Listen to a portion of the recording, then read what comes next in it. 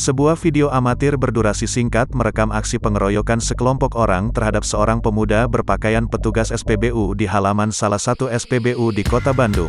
Mendadak viral di berbagai media sosial, Selasa, tanggal 31 Agustus tahun 2021, siang. Video ini menuai beragam komentar dari warganet. Salah seorang warga sekitar yang juga saksi mata, Supriyadi, 37, mengaku melihat peristiwa keributan tersebut. Saat itu ia tengah bersantai bersama teman-temannya di area ruko yang berada di seberang SPBU. Namun, sekitar pukul 11.30 waktu Indonesia Barat, ia tiba-tiba dikejutkan dengan adanya keributan dari sekelompok massa, yang berujung dibawanya salah seorang petugas SPBU oleh aparat kepolisian. Menurutnya, aksi tersebut diduga merupakan ekses dari peristiwa yang sebelumnya terjadi dan juga sempat viral beberapa hari lalu. Kasus tersebut telah terjadi kesepakatan damai antar kedua belah pihak setelah dimediasi oleh aparat kewilayahan.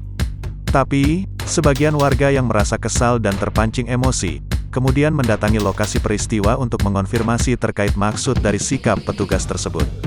Melihat emosi warga yang tidak terbendung, kata dia, petugas kepolisian pun segera bertindak dengan mengamankan petugas SPBU tersebut ke Polsek Panyilekan, guna mengantisipasi aksi lanjutan dari massa.